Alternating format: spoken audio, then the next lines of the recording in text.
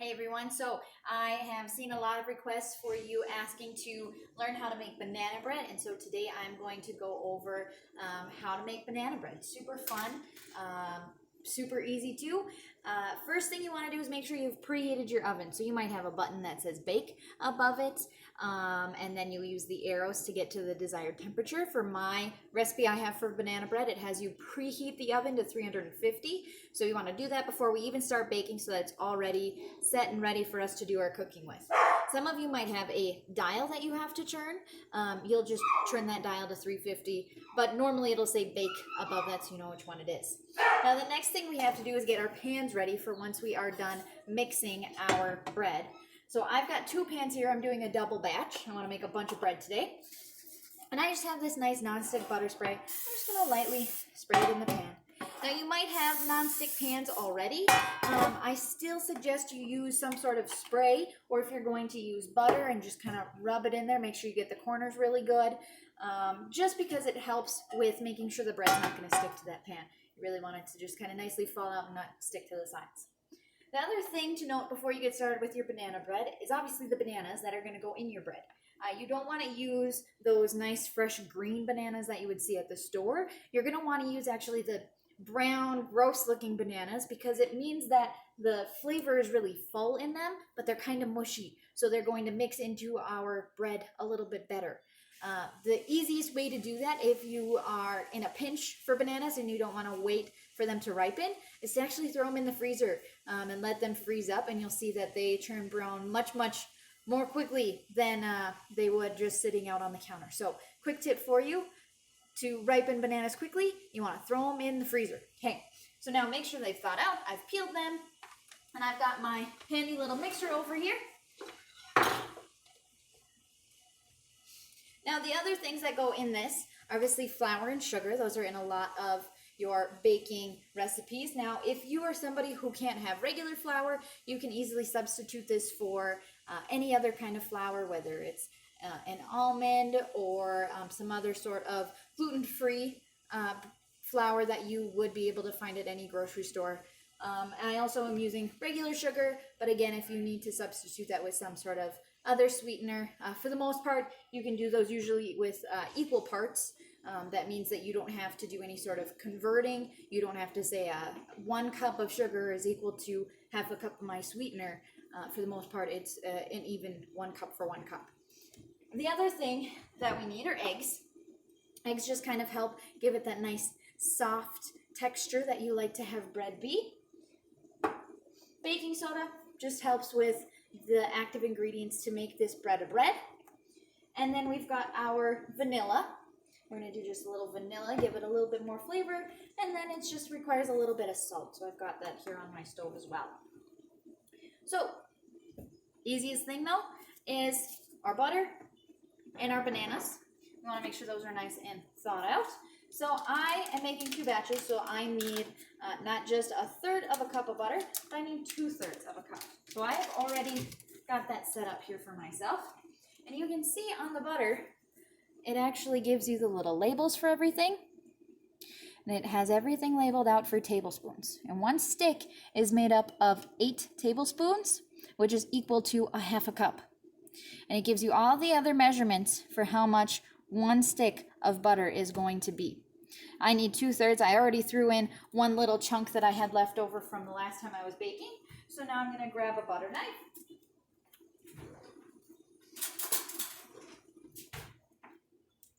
And it says that 1/3 of a cup is 5 1/3 tablespoons. 5 1/3 right there. So I am just going to chop this up at 1, 2, 3, 4, 5, and a little bit more into this here 6 tablespoon.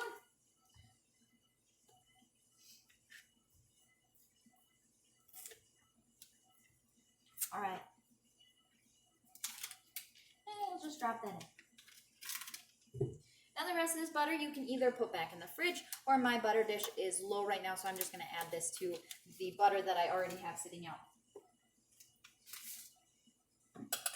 And we're going to add our bananas, 2 eggs,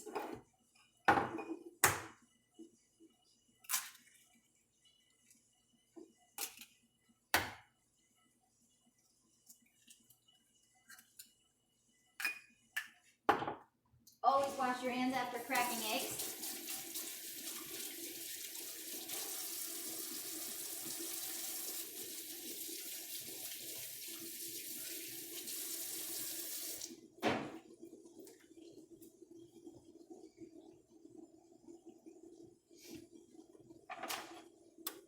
Now we don't mix this just yet.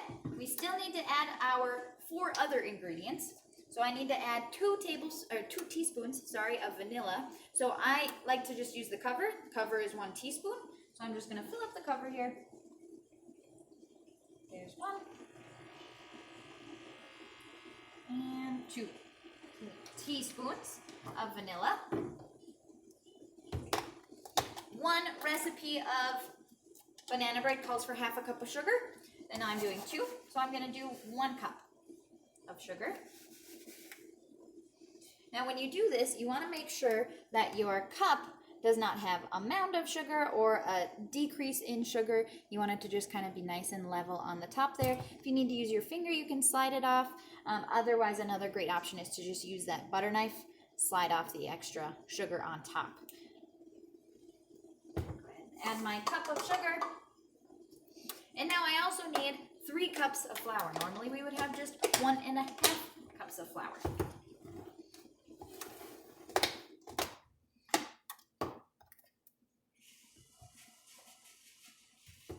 And we want to make sure that it's nice and level. There's 1.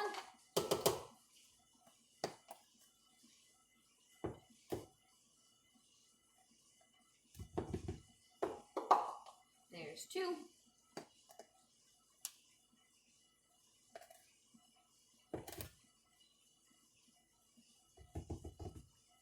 And 3 cups of flour.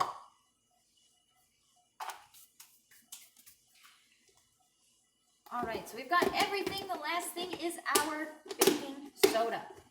Now for the baking soda, I want to be more precise than I was for the vanilla. So I have my teaspoon measuring cup here, or measuring spoon I should say. Again, I want to make these nice and level. I'm going to get a good full scoop, and I use this little tab to just slide it off. Now I've got a nice level scoop of baking soda. I'm going to add that, and I said I need 2 because I'm doing a double batch. I've got all my ingredients in my bread, so now I can go ahead, make sure that I lock this down, and I'm going to just stir it nice and easy. Now once it's started to kind of incorporate, get all mixed together, it's important that you grab a rubber spatula or maybe a rubber spoon. If you like wooden spoons, you can certainly use a wooden spoon. I'm going to use my nice silicone rubber spatula here and just make sure that things aren't sticking to the sides, sticking in my paddles.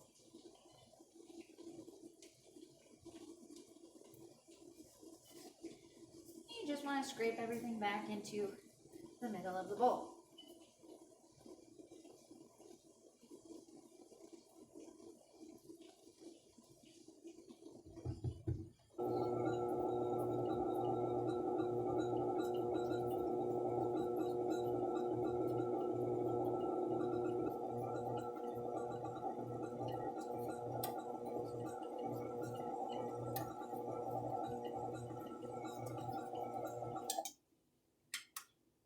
Now, as you can see, mixing this is taking me a little bit longer because I probably should have let my butter warm up a little bit more. It's maybe just still a little too cold. So I still have a little bit of butter chunks in there. So we're just going to keep mixing and scraping until that butter is really kind of smoothed out.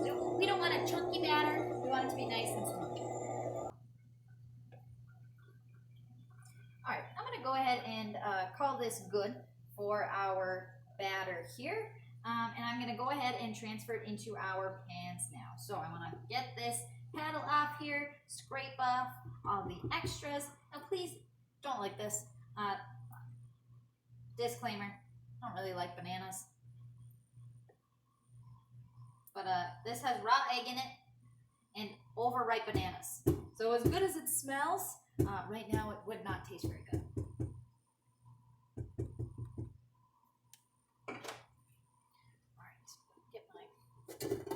way here. And when we fill these, we don't want to fill them all the way up. We want to fill them just to about the midway, okay? So we're going to just kind of pour our batter ever so gently.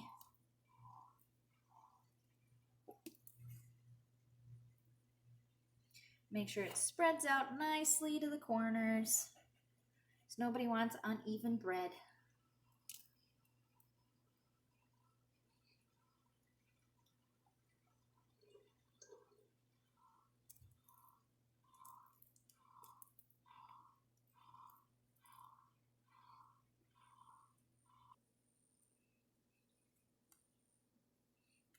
All right, my favorite part of the whole thing is making sure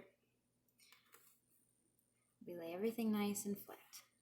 Now you don't want to just press and smear everything down. You just want to gently wiggle the spoon or your spatula in like a circular motion across the bread so that it lays nice and even in your pan. All right, I am going to call that good. I'm going to go ahead and throw these in the oven. Now, these take a long time to bake. They take about 50 minutes to an hour. So we're going to go ahead, set our timer. You can do this with your phone timer. You can do this with the timer that's on your stove. But like I said, 50 minutes, long time.